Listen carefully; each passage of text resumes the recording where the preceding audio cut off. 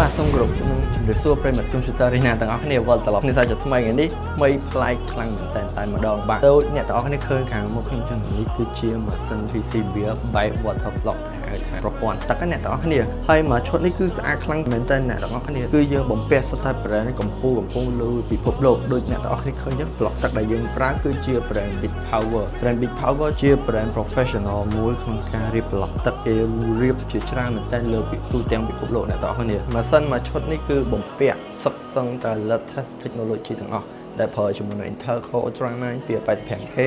បតសិត 8GB RAM 128GB បាទ SD 2T Gen 5 graphic card GB 58អ្នកនរគ្នានិយាយរួមម៉ាស៊ីនមួយឈុតនេះគឺមិនមែនធម្មតាផ្ដោតទៅលើ performance ទាំងគុណភាពឯអ្នកនរគ្នា